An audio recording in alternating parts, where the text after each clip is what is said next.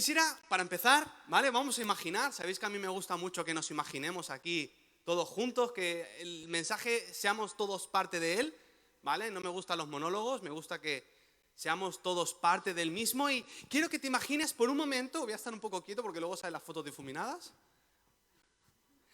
Sí, no, ya me han dicho que me esté quieto, porque si no luego es una locura hacer un short. Bueno, punto aparte.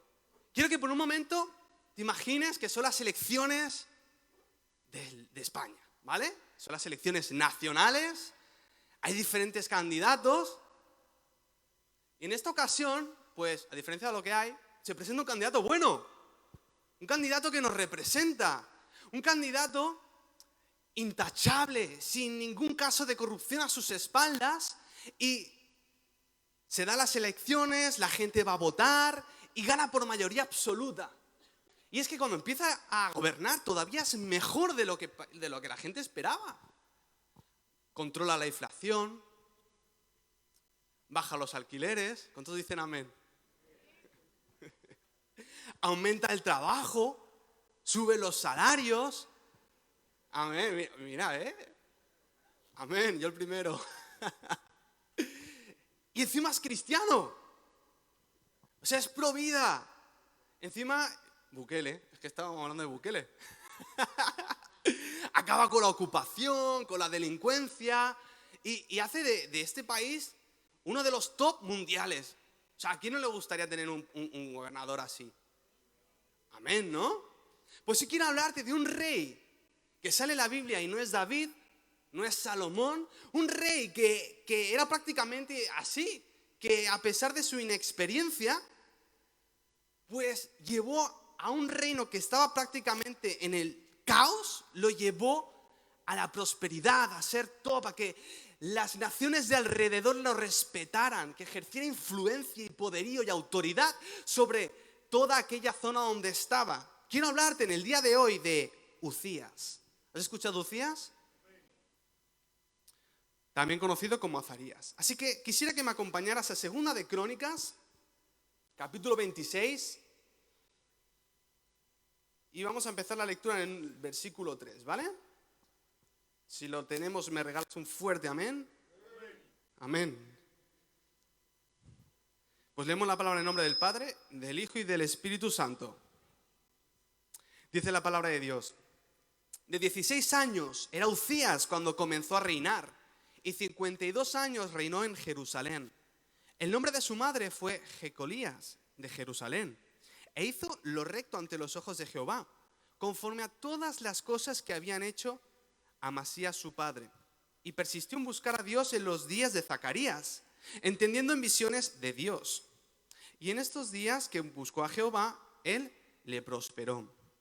Versículo 15 dice: e hizo en Jerusalén máquinas inventadas por ingenieros para que estuvieran en las torres y en los baluartes para arrojar saetas y grandes piedras. Y su fama se extendió lejos porque fue ayudado maravillosamente hasta hacerse poderoso. Vamos a orar. Gracias, Señor, te damos por este maravilloso día que nos regalas.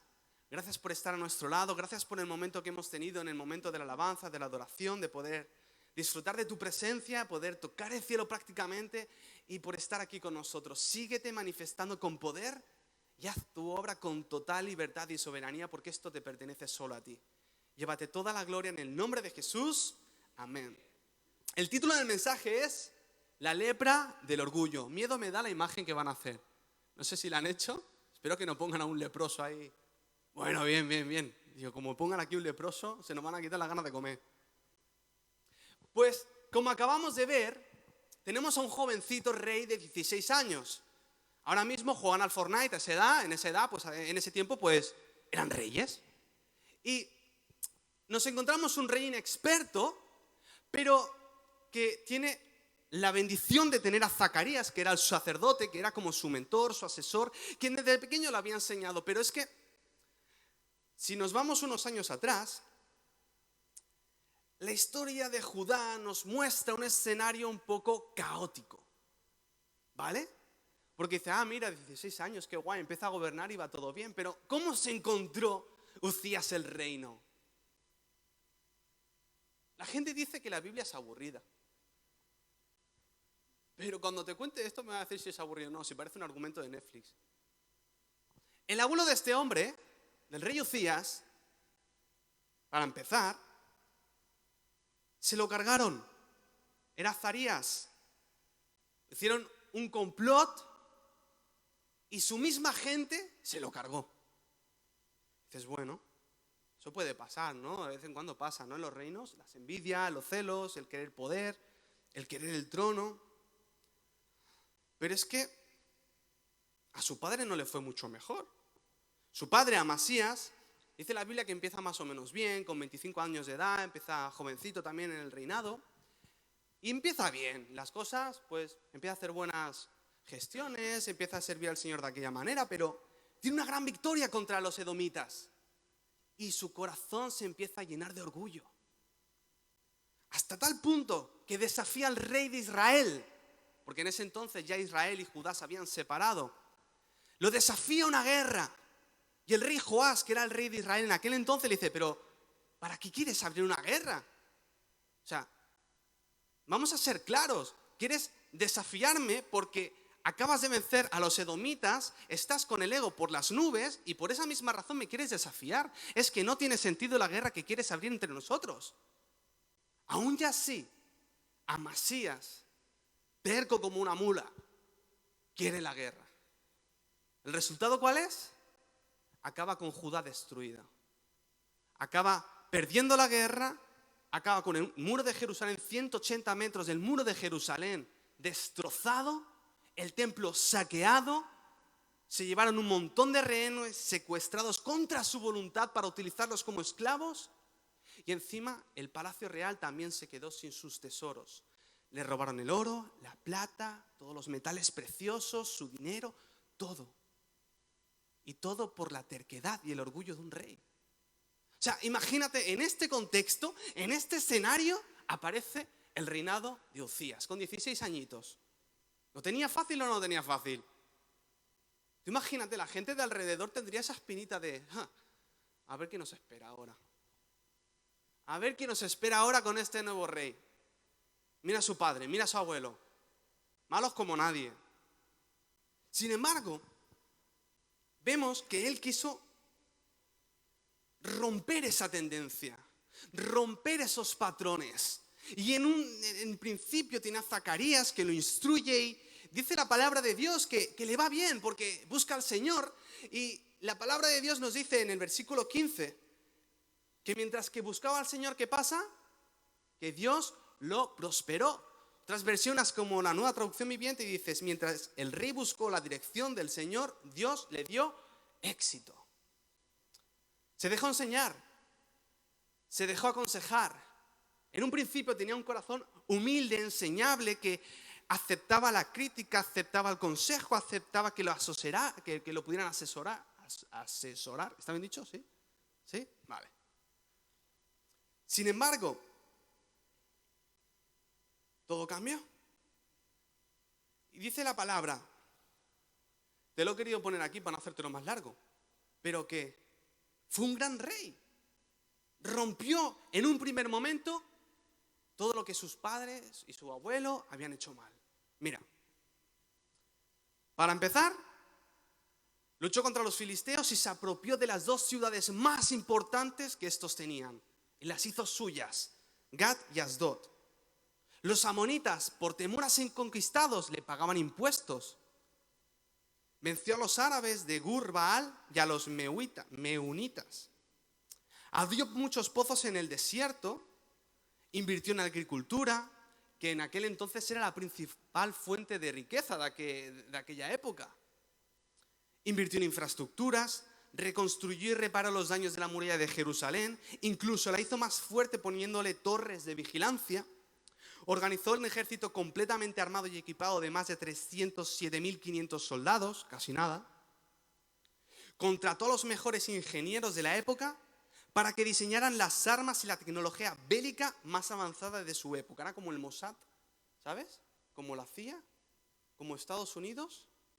Pues en aquella época, Uzías tenía la tecnología bélica más importante, más avanzada y más poderosa de aquel momento. Y ¿Y eso cómo se traducía?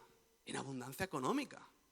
La gente estaba contenta porque invirtió en infraestructuras, había comida para todos, había trabajo para todos, trabajos de calidad, había mucho ganado, mucha vegetación, nos faltaba el alimento, nos faltaban los ríos, nos faltaba el agua potable, había estabilidad política, social y económica. La gente vivía bien, no tenían de qué preocuparse, no tenían que esperar si mañana había una gran crisis, inflación, si los iban a desahuciar, no tenían que preocuparse porque había estabilidad, igual que ahora, ¿no? Pero es que llega hasta tal punto la fama de Uzías y su gestión política que los países del alrededor le tienen miedo y pactan con él y lo admiran. Y seguramente muchas más personas, muchos inversores, muchos empresarios de la época iban a hacer comercio en Israel, en Judá, porque era muy buena tierra para poder hacer negocios. Pero algo empieza a pasar. La historia sigue. Y si fuera todo bien, se acabaría el mensaje aquí. Y no tendríamos nada más que hablar. Pero es que, si seguimos con el versículo 16, el mismo capítulo dice: mas cuando ya era fuerte, su corazón se enalteció para su ruina, porque se rebeló contra Jehová su Dios, entrando en el templo de Jehová para quemar incienso en el altar del incienso. Y entró tras él el sacerdote Azarías, y con él 80 sacerdotes de Jehová, varones valientes. Y se pusieron contra el rey Uzías y le dijeron: no te corresponde a ti, oh Uzías, el quemar incienso a Jehová, sino a los sacerdotes, hijos de Aarón, que son consagrados para quemarlo. Sal del santuario porque has prevaricado, y no te será para gloria delante de Jehová Dios. Entonces Uzías, teniendo en la mano un incensario para ofrecer incienso, se llenó de ira, y en su ira contra los sacerdotes la lepra le brotó de la frente, delante de los sacerdotes en la casa de Jehová, junto al altar del incienso. Y le miró el sumo sacerdote Azarías y todos los sacerdotes, y aquí la lepra estaba en su frente. Y le hicieron salir apresuradamente de aquel lugar. Y él también se dio prisa al salir, porque Jehová lo había herido. O sea, para empezar, ya no estaba Zacarías presente en la vida de Uzías. Ya no había nada encima suyo, una autoridad por encima suyo que le dijeron: Uzías, vas mal. Y qué peligroso es, sobre todo en la vida cristiana, cuando no tienes una autoridad por encima tuyo, que no está para mandarte, no está para condenarte, sino está para corregirte. Qué necesario es tener un mentor, tener un pastor, tener un líder que te diga: por ahí vas mal. Porque qué diferente hubiera sido la historia si ahí le hubiera dicho a tiempo: hey, por aquí no. Acordémonos, por ejemplo, de Sansón. Sansón había sido escogido desde antes de nacer para liberar a Israel de los filisteos. Sin embargo, yo en toda la historia no encuentro a nadie que le diga: Sansón, te estás equivocando. Sí que es verdad que en una pequeña franja de su historia su padre le dice: ¿no hay mujeres guapas y bonitas en Israel para que tengas que fijarte en una filistea? Lo único que le dijeron fue eso. En ningún momento le dijeron: Sansón, tienes que cargártelos, no hacerte sus amigos. Sansón, no toques a ese león muerto, que no puedes tocar cadáveres. Nunca. Y en este caso Uzías, igual. Zacarías ya no estaba. Estaba el sacerdote Azarías, el actual sumo sacerdote. Y ya llega un punto en el que a Uzías se le sube tanto a la cabeza el orgullo, se le sube tanto a la cabeza el poder, que quería adjudicarse el ejercer de sacerdote, porque las naciones de alrededor eran teocráticas.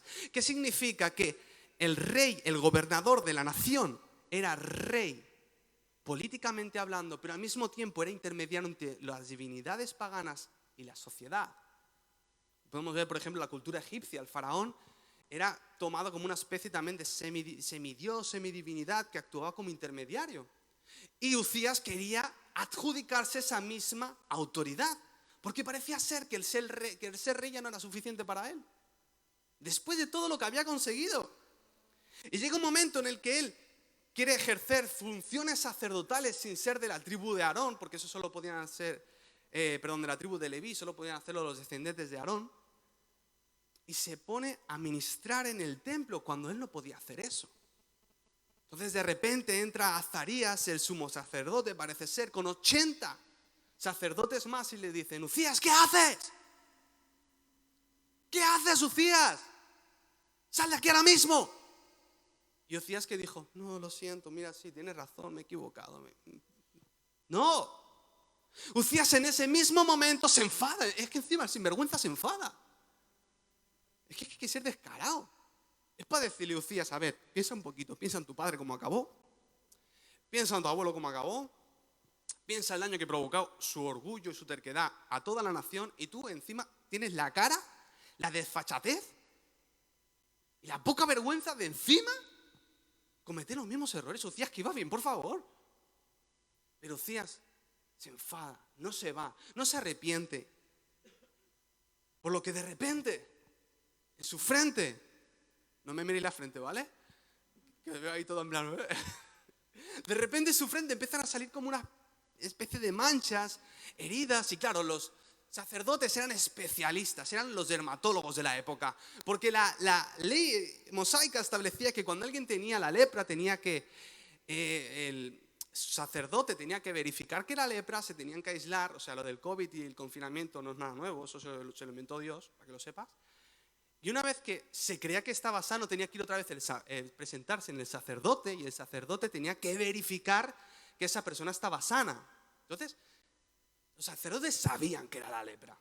Eran los dermatólogos de la época, ¿vale? Para hacernos una idea. Al ver esto, le dice: vete de aquí, que has cometido sacrilegio, mira lo que te pasa. Porque claro, encima la lepra era contagiosa. Era considerado algo impuro.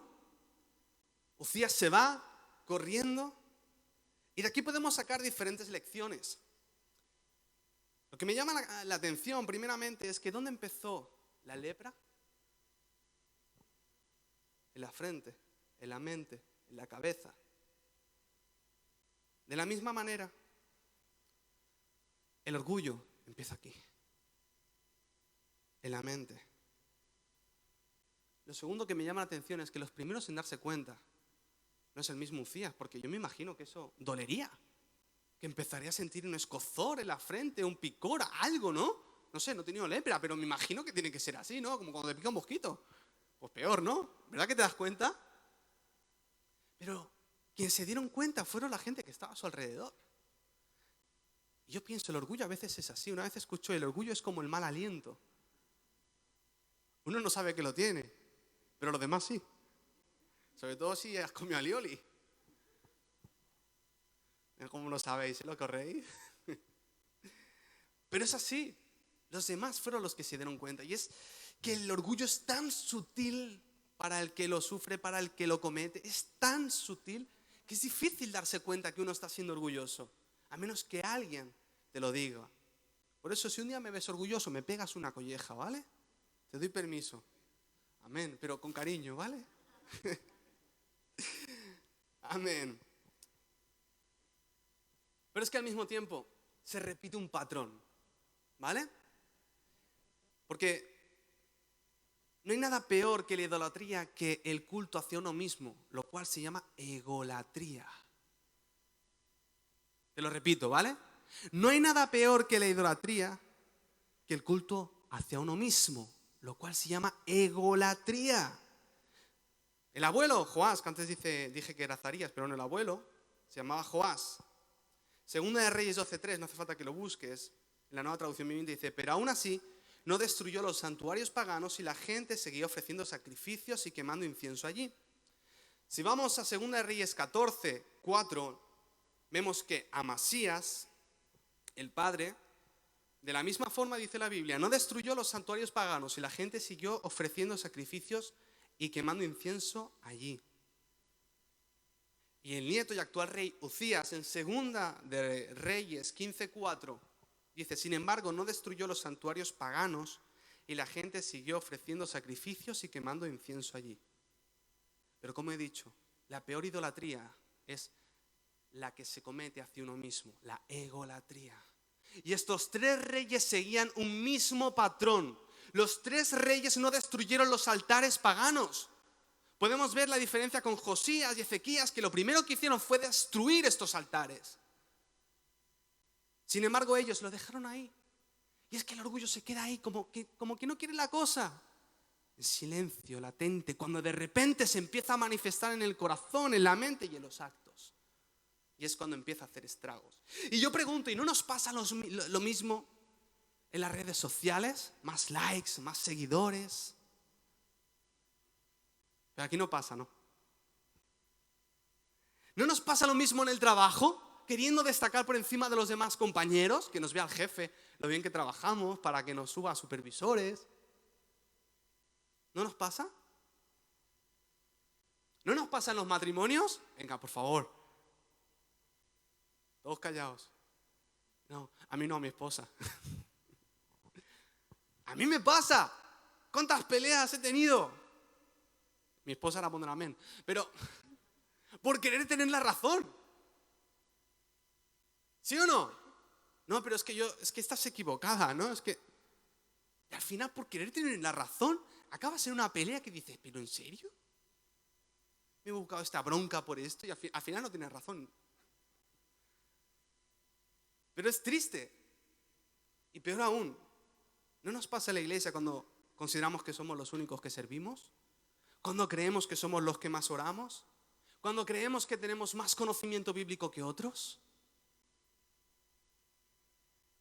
Y no es por nada, pero aún en el círculo cercano de Jesús, los 12 discípulos, aquellos que trastornaron el mundo por completo, entre ellos había orgullo, había ego.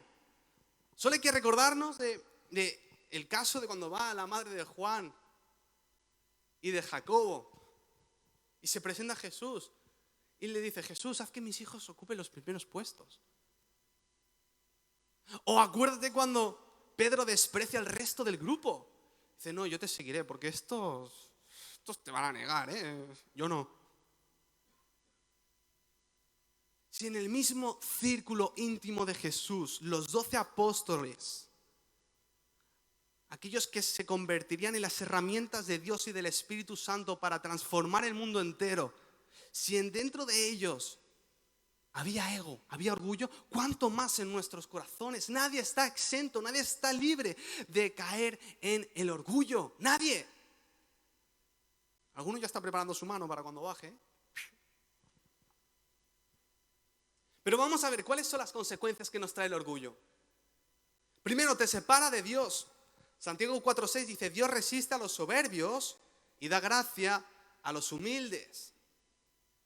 Porque hay oraciones que son ignoradas por el orgullo y la arrogancia. ¿Sabes? A Dios le encanta recibir nuestras oraciones, le encanta tener relación con nosotros. Y hay muy poquitas cosas que interfieren en la oración. Muy poquitas, apenas hay 3. El pecado, la arrogancia y el estar peleado con tu cónyuge. Y bueno, tener un conflicto con algún hermano de la iglesia. 4 cosas. Sin embargo, te enseña infinidad de formas de orar, un montón de oraciones, de formas de hacerlo. Pero el orgullo crea un muro entre tú y Dios. Y sientes que oras, y sientes que pides, y sientes que ruegas, y buscas la presencia de Dios. Sin embargo, parece que los cielos están bloqueados. Y eso es porque quizás hay algo de orgullo en tu corazón que no te deja acceder a Dios. Porque Dios no se va. Eres tú el que crea un muro. Soy yo el que crea un muro. Lo segundo, trae necedad.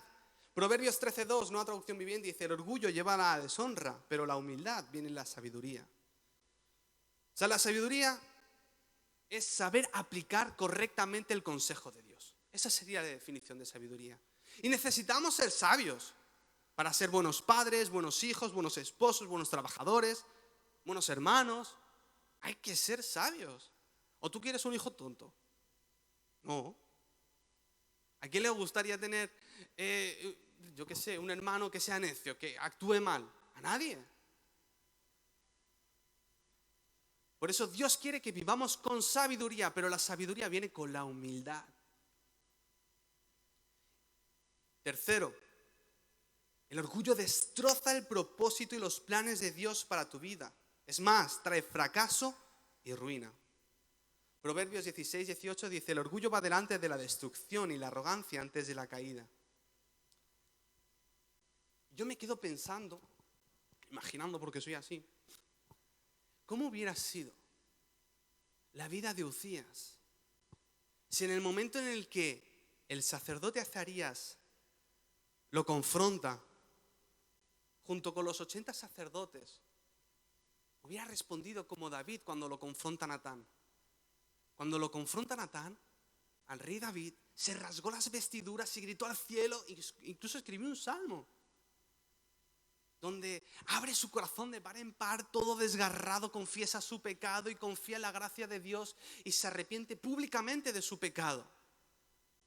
¿Cómo hubiera sido si en ese momento Uzías hubiera dicho: tienes razón, Señor, perdóname? ¿Cómo hubiera sido?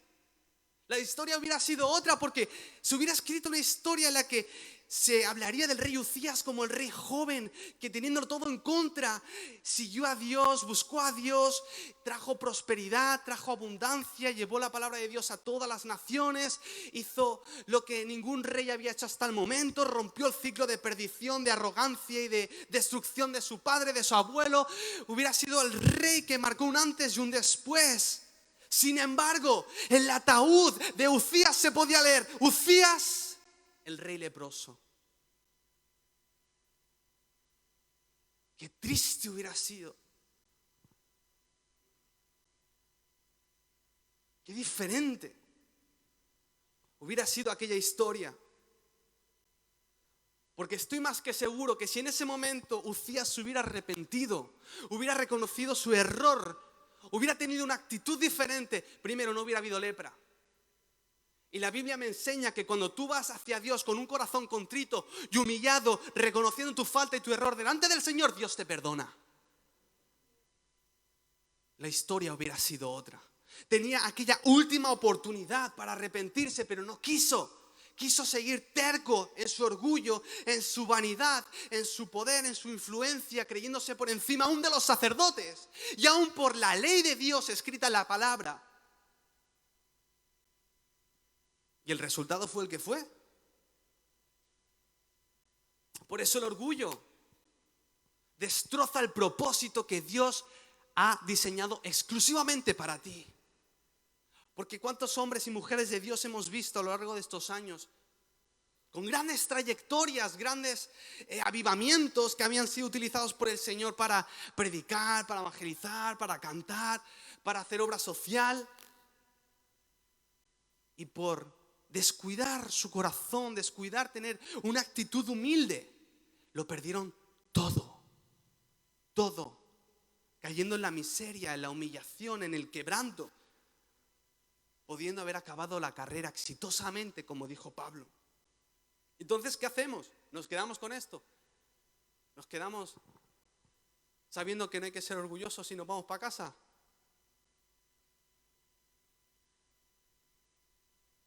La Biblia, de la misma manera que da el diagnóstico, presenta los síntomas, también nos da la solución. Romanos 12:13.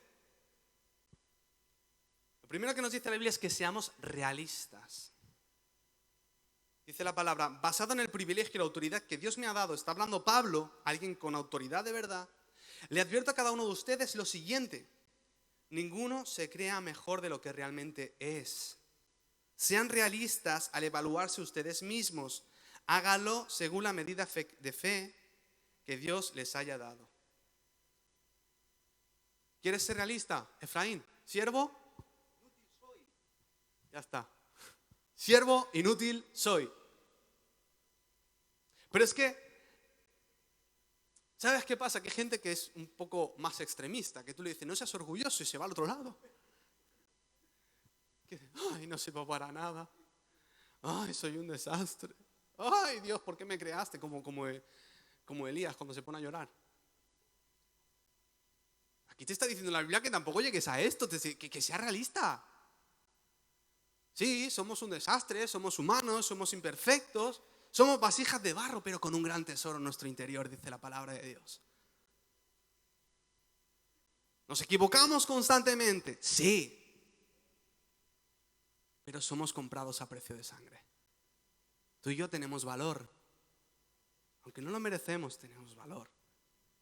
Porque el Dios Todopoderoso decidió que valía la pena morir por ti. Y eso es ser realista. Tener la plena convicción de que Dios murió por mí cuando no lo necesitaba. Que a pesar de que soy un desastre, porque lo soy, Él quiso perdonarme. Y Él quiso llamarme hijo. Por eso hay que ser realista en la identidad que Dios nos ha dado como hijos e hijas de Dios.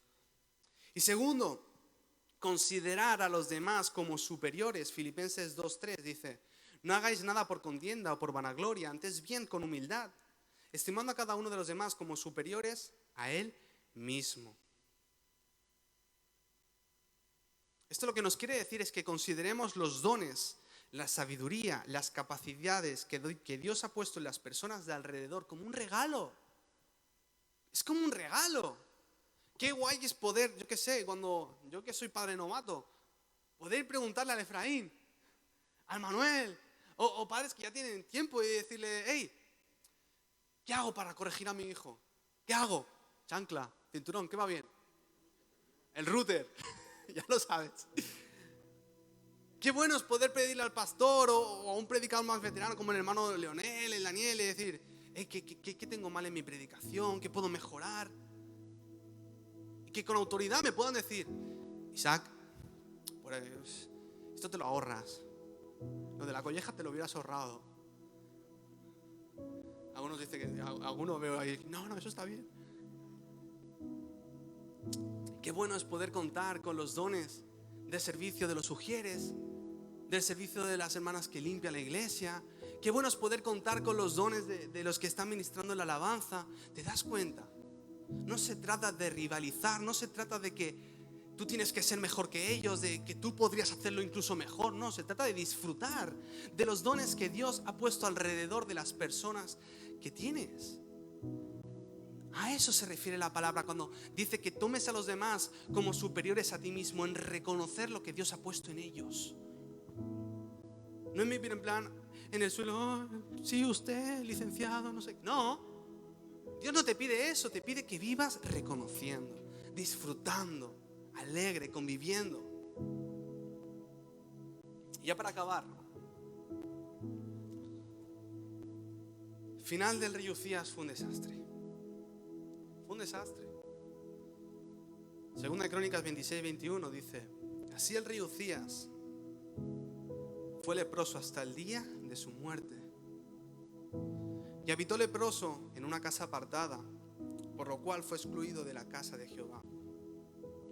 Y Jotam su hijo tuvo cargo de la casa real, gobernando al pueblo de la tierra. Un final que se podía haber evitado. Ya no solo hablamos de la grandeza, de los logros que podría haber alcanzado como rey, ya hablamos de el final que como ser humano tuvo. Porque al final de los éxitos, de los logros, uno puede prescindir. Pero de la familia, de tu esposo, de tu esposa, acabó sin poder ver a sus hijos. No los podía ver crecer. No podía compartir con ellos sus primeros pasos, sus primeros días de escuela. Jamás volvería a abrazar a su esposa. Jamás volvería a ver a sus parientes, a sus amigos. Ya no habría más comidas familiares, nada más barbacoas. Su vida acabó en la absoluta soledad. Recordando con el dolor de sus heridas que todo lo que estaba viviendo había sido culpa de su necedad, porque le habían avisado y no quería avisar. Y es que qué diferente hubiera sido la historia si se hubiera arrepentido a tiempo.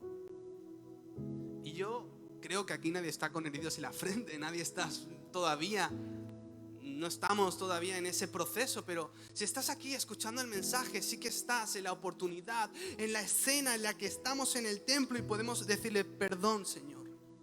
Perdóname por ser arrogante, perdóname las veces que me he creído mejor que otro, perdóname por ser orgulloso. Y si aún no he sido consciente de que he sido un orgulloso, ahora mismo, si aún en mi inconsciencia he sido prepotente, yo te pido perdón. Porque nadie nadie está exento de caer en la trampa del orgullo. Y repito, yo el primero. Yo el primero. Pero Dios es fiel y es bueno y perdona a todo aquel que quiera ofrecer un espíritu contrito y humillado. Porque sabes una cosa, ya para acabar. El primer milagro que hizo Dios, que hizo Jesús, Dios encarnado, el primer milagro de sanidad de Jesús, ¿sabes cuál fue? Sanar a un leproso. Y si en este momento sientes que la lepra del orgullo está en tu mente, está en tu corazón y está empezando a brotar, este es el momento para decirle: Señor, perdón. Y dame la capacidad, dame la gracia de ser humilde y desarrollar un corazón semejante al tuyo. Porque la historia que Dios quiere hacer contigo sigue en curso, sigue en camino. Quitemos los tropiezos y que Dios haga lo que quiera con nuestra vida. Amén.